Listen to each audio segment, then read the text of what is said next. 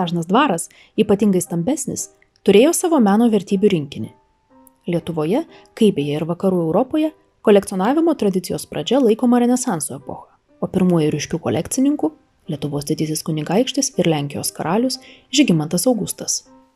Populiarėjant kolekcionavimo veiklai, natūraliai radosi ir erdvės, skirtos rinkiniams laikyti. Jau 16 amžiuje didžiosiose rezidencijose buvo galima sutikti dvi išimtinai meno kūriniams skirtas patalpas – kabinetą arba studiją bei galeriją. Apie menui skirtas dvaro erdves pasakoja Kazio Varnelio namų muziejaus menotyrininkė, Lietuvos dvarų kolekcijų tyrinėtoja daktarė Aistė Bimbirytė Mackevičienė. Kas yra galerija? Iš pradžių galerija tai yra tiesiog toksai architektūrinis darinys, pasažas, kurio būdavo patogu pereiti iš vienos rūmų dalies į kitą. 16 amžiuje, Prancūzijoje netgi 15 amžiaus pabaigoje, galerijose pradeda atsirasti, ekspozicijos, skulptūros, molbertinė tapyba, sieninė tapyba be abejo. 16 amžiaus pabaigoje, 17 amžiaus pradžioje tokias ekspozicinės, išimtinai menui skirtas galerijas jau matome visoje Europoje, tame tarpe ir Lietuvoje. Žinoma, kad Lietuvoje paveikslams ir skulptūroms, taip pat žemėlapiams skirta galerija tikrai turėjo garsieji Radvilos savo pagrindinėje rezidencijoje Nesvyžiuje. Taip pat keletas kitų magnatų šeimų. Be abejo, tos didžiosios paveikslams išimtinai skirtos galerijos galėjo būti randamos tik tai pačiuose stambiausiuose dvaruose, magnatų giminiai priklausančiuose arba karališkai giminiai. Tuo tarpu daugelis kitų aristokratijos atstovų, kurie jautė aistrą meno kūriniams, tenkinosi didžiaisiais reprezentaciniais kambariais, salėmis ir taip toliau. Kaip buvo eksponuojami gausūs paveikslų rinkiniai tose išimtinai menui skirtose erdvėse? Iš tiesų, iki pat 18 amžiaus vidurio buvo labai populiarus vienas būdas, vadinamasis dekoratyvinis eksponavimo būdas. Kaip jis atrodė? Ogi labai paprastai. Visiškai nebuvo atsižvelgiama, kad vienas autorius derėtų su kitu, kad vieno regiono darbai atsidurtų greta kitų to paties regiono darbų. Derinama buvo tik tai vizualioji paveikslų pusė. Ir dažniausiai pagrindinis jos siejantis elementas būdavo rėmai, neretai daromi tokie patys visiškai skirtingiams paveikslams. Paprastai būdavo komponuojama tokiu principu.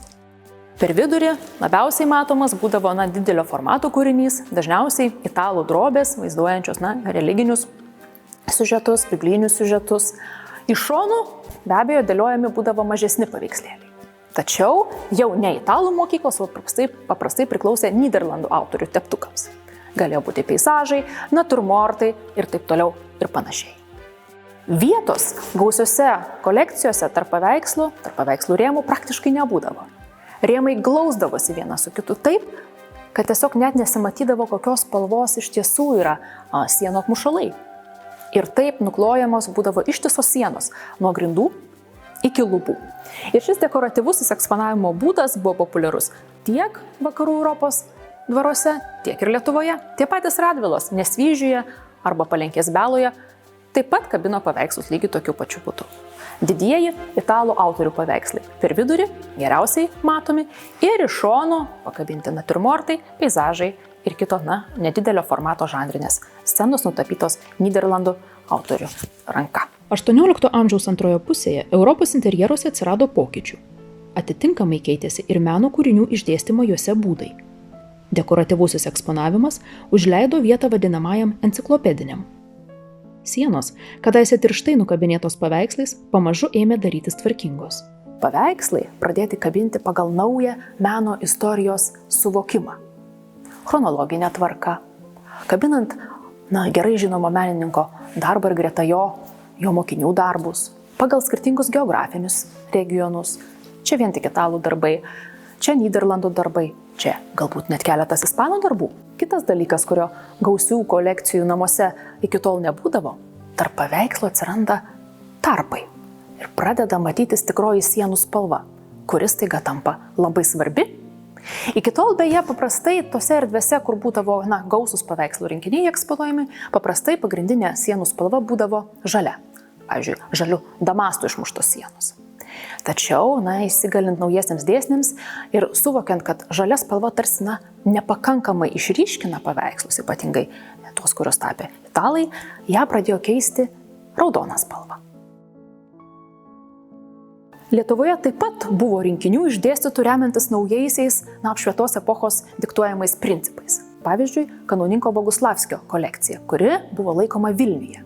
Specialiai didžiuliam rinkiniui, kurį sudarė daugiau nei 200 drobių, kanauninkas savo lėšomis Pilies gatvėje pastatė atskirą namą, kurį siekė paversti viešai lankoma galerija. Daugiau nei 200 portretų, vaizduojančių garsiausius Lietuvos ir Lenkijos žmonės, buvo iškabinti atskiruose kambariuose chronologinė tvarka. Ir kas įdomiausia, juos lydėjo netgi savotiškas parodos katalogas. Beje, tai yra dar viena klasicistiniams interjerams sekusiems tais naujais idealais būdinga detalė. Įvairiausi katalogai, nuorodos ir be abejo etiketės. Beje, būtent dvaruose 18 amžiaus pabaigoje, 19 amžiaus pradžioje prie paveikslų pradedamos tvirtinti nedidelės metalinės lentelės, nurodančios autorių ir kūrinio sukūrimo metus. 19 amžiaus antrojo pusėje tokios griežtos struktūros darosi nebemadingos. Susiformuoja trečiasis eksponavimo tipas – estetinis eksponavimas, iš esmės apjungiantis pagrindinės praėjusių šimtmečių tendencijas. Atsiranda toks nedidelis grįžimas atgal į dekoratyvojo eksponavimo būdą ir paveikslai vėl kabinami. Vienas dažniausiai itališkas per vidurį ir keletas mažesnių Nyderlandų darbų aplinkui. Tačiau dar viena naujovė yra ta, kad kaip niekad daug paveikslų yra paliekama erdvės. Ir paveikslas derinamas labai atidžiai su jį supančia aplinka. Atsižvelgiama į sienų spalvą, atsižvelgiama į baldų formas ir spalvas. Kūrinys yra dekoratyvinis elementas, jis darniai siejasi su aplinka, tačiau kartu pati aplinka tarnauja jam, kad paveikslas, ar skulptūra, ar paveikslas atsiskleistų taip, kaip tik įmanoma. Kad tas paveikslas, galbūt tai yra paprasčiausias piešinys, ar ne, pieštuku nupieštas, plunksnele, tušu, kad jis atsiskleistų visų savo gražumu. Ir šitos idėjos be abejo buvo įgyvendinamos ir pas mus. Nors daugelis dvarų, tiesą sakant, ypatingai tų, kurie turėjo gausias paveikslų kolekcijas ir toliau kabino jos be jokios tvarkos, sugrūsdami vienų šalia kitų, nepalikdami visiškai jokių tarpų, tačiau būdavo ir tokių atvejų, kad ant sienos kabėjo vos vienas paveikslas, 2 paveikslai. O likę paveikslai, kurių taip pat būdavo gausu, buvo saugomi atskiroje patalpoje, paveikslų saugykloje. Beje, būtent tokią paveikslų saugyklą, esančią Cokolinėme rūmų aukšte, turėjo ir Rokiškio dvaro rūmai. Labai svarbią vietą dvaro rūmuose užėmė portretų galerijos, valdovų, garsių asmenų ir ypač giminės narių atvaizdai. Jų būdavo visur, tiek aukštuomenės, magnatų rezidencijose, tiek ir vidutinės ar net smulkiosios bajorijos dvareliuose. Kur tokie kūriniai buvo eksponuojami? Nieko keista, ši vieta, ši erdvė nuo seno atliko keletą funkcijų. Čia buvo ne tik valgoma, puotaujama, bet čia buvo pasirašomos svarbios sutartys, priimami garbingi svečiai. Natūralu, kad čia pat norėdavosi parodyti, pabrėžti savo seną giminės kilmę ir ypač tuos giminės narius, kurie būdavo žymesni, kažkuo labiau nusipelnę. Paprastai, surinkant iš skirtingų vietų giminės portretus, buvo stengiamasi juos kažkaip vizualiai apibendrinti, suvienodinti.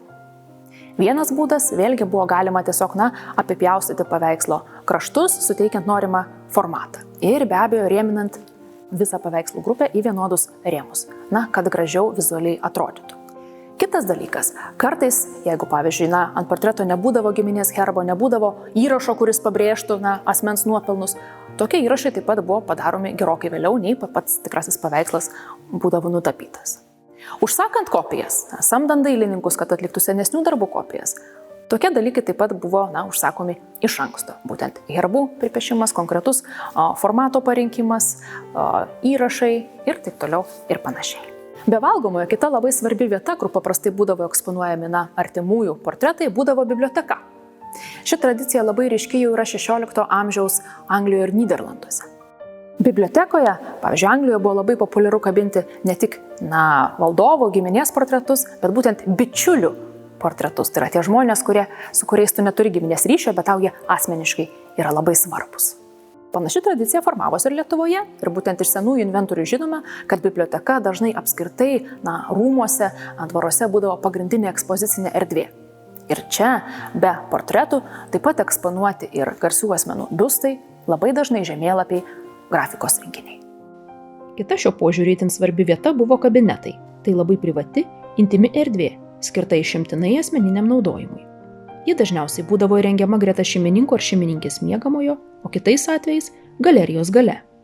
Iki 18 amžiaus šioje mažytėje vos kelių kvadratinių metrų ploto patalpoje galėjo būti įrengiama kunstkamera, meno ir retenybių kambarys. O 18 amžiuje, sulig visoje Europoje įsigalinčia prancūziškąją kultūrą, ėmė plisti vadinamieji prancūziškieji kabinetai, kurių sienas buvo madinga puošti mažo formato kūriniais.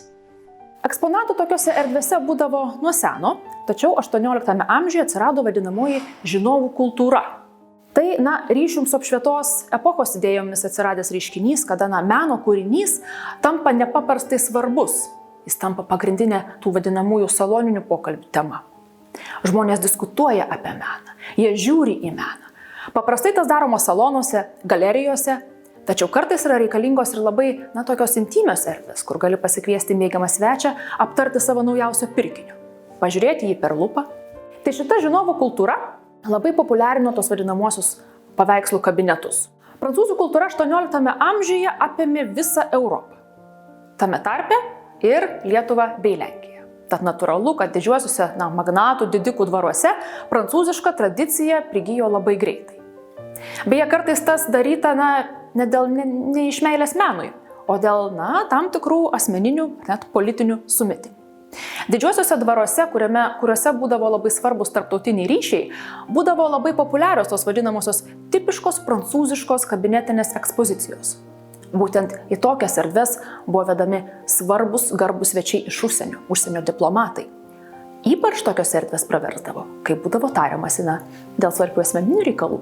Pavyzdžiui, bandoma ištekinti savo dukterį už prancūzų pasiuntinio. Atsidūręs tokioje erdvėje, svečias pasijusdavo nepaprastai savas, artimas šeimininkui. Ir dažniausiai susitarimas įvykdavo. Kaip tokioje erdvėje komponuoti paveikslus, pradėta kalbėti anksti. Ši tema gana dažna 18 amžiaus prancūzų autorių traktatuose apie meną ir architektūrą. Juose aiškiai išsakoma nuostata, kad be galerijos būtent kabinetas yra ta vieta, kur kabinti daug meno kūrinių yra estetiškai padoru. Tačiau kartu pabrėžiama bendros kompozicijos, interjero visumos svarba. Itin rekomenduotas simetrija grįstas eksponavimas. Nepaprastai populiarus, yra tas vadinamasis simetrinis dėstymas, kada paveikslai vienos sienos komponuojami taip, kad atsišauktų esantiems ant priešingos sienos. Arba, pavyzdžiui, paveikslai nepaprastai buvo mėgiami kabinti poromis. Vienas paveikslas su figūra žiūrinčia į vieną pusę, kitame paveiksle esanti figūra žiūrės į pirmąjį. Dar kitas labai paplitęs būdas, atėjęs iš dekoratyviojo vadinamo eksponavimo būdo, kada kabinamas didelis paveikslas, sąlyginai didelis, į kabinetus didelį labai netilpdavo, bet didesnio formato paveikslas ir iš šonų jam kabinami mažesni. Pagrindiniai kūriniai, kurie būdavo kabinami būtent kabinetuose, buvo sukurti olandų arba prancūzų darbų. Kodėl? Todėl, kad šitie autoriai specializavosi mažaformatėje tapyboje. Nepaprastai populiarios būdavo Nyderlandų autorių sukurtos drobės. Žanrinės scenos, ypatingai buvo populiarus pastoralinis žanras, galėdavo būti kažkokie interjero vaizdeliai, peizažai ir taip toliau ir panašiai. Tais atvejais, kai, pavyzdžiui, kolekcininkas turėdavo keletą 17 amžiaus olandų sukurtų paveikslų ir ieškodavo jiems poros, pasitelkdavo šiuolaikinius, to laiko menininkus. Pavyzdžiui, jeigu tai yra prancūzas, jis pasitelks į pagalbą prancūzų 18 amžiaus autorius ir paprašys sukurti poras tinkančias pagal tos senesnius olandiškus pavyzdžius. Vienoje pusėje kabinamas olandiškas, kitoje pusėje prancūziškas jį atitinkantis paveikslas. Be tarpusavėje derančių formatų, paveikslėlių kompozicijos, kolorito ir nuotaikos harmoningą vaizdą padėdavo sukurti ir tinkami rėmai. Ilgą laiką būtent olandiški, nedidelio formato paveikslai būdavo rėminami juodose rėmuose. Tačiau 18 amžiuje labai išpopuliarėjo prabangus auksuoti rėmeliai, tapdavę pagrindiniu interjero akcentu. Tiesa, būtina paminėti, kad kabinetus puošdavo ne tik tapyba. Labai dažnai čia galėjai pamatyti ir plonyčiuose raudonuose ar juodose rėmeliuose įkurdintą grafiką. Apskritai, grafikos kabinetai, grafikos kolekcijos jau populiarios Europoje ir ypatingai Prancūzijoje buvo nuo 17 amžiaus antrosios pusės. 18 amžiuje jau buvo šitas reiškinys paplitęs plačiai Europoje, taip pat ir mūsų kraštuose. Tai ką daryti, jeigu turi gana gausią ir vertingą grafikos darbų kolekciją? Paprastai jie eksponuoja kabinete, specialiai tam skirtame grafikos kabinete arba tiesiog prie privačių apartamentų esančioje patalpoje. Gražiai rėmeliuose iškabini mažyčius darbus, bet kūrinių tai daugiau. Ir apskritai grafika yra labai trapus objektas, labai jautrus šviesai, dulkėms, lietimui ir taip toliau.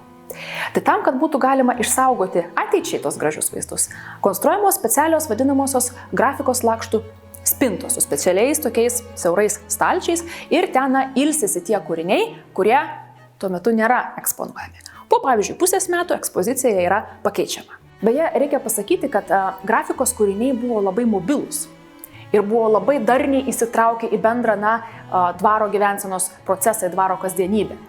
Pavyzdžiui, jeigu vykdavo kažkoks taip ypatingesnis vakaras, rūmuose dvare būdavo daugiau svečių, tai visi po vakarienės susirinkę į saloną gerti likerių, kavos ir taip toliau, žaisdami žaidimus, koncertuodami, taip pat darydavo dar vieną labai įdomų dalyką. Pramogaudavo, vartydami grafikos albumus, piešinius ir kitus smulkesnius meno kūrinius, kurie paprastai galėjo būti atnešami būtent iš kabineto. Ir iš tiesų, meno kūrinys visais laikais buvo svarbus dvaro gyvenimo dalyvis. Paveikslai, skulptūros ar porcelianas padėdavo palaikyti pokalbį, svečiui suteikdavo svarbios informacijos apie šeimininką, lavindavo žiūrovą. Galiausiai tai buvo paties šeimininko portretas, jo interesų, vertybių, charakterio atspindys. Ta puikiai iliustruoja garsiojo Povilo Ksavero Bžostovskio kabinetas. Be nedidelių portretų ir džiovintų gėlių kompozicijų, jos sienas puošia Paulavos peizažai bei nedideliuose rėmeliuose įkurdintos eilės apie jo paties įkurtą respubliką. Šiandien vos vienas kitas dvaras gali pasigirti pirminėje savo vietoje išlikusiais kolekcijų likučiais. Dalis rinkinių, pavyzdžiui, Tyzenhauzų ar Vonderopų, saugomi nacionaliniuose šalies muziejuose. Nuo daugelių kitų atvejų, vieninteliai kadaise gausių kolekcijų pėdsakai tai yra sienose išlikusios paveikslų tvirtinimo konstrukcijos arba įrašai archyviniuose dokumentuose. Tačiau pasistengus, pasitelkus vaizduoti ir truputį žinių, portretų galerijos ir puikieji kabinetai gali vėl atgyti. Kol kas galbūt tik knygos ar parodose, bet kas žino.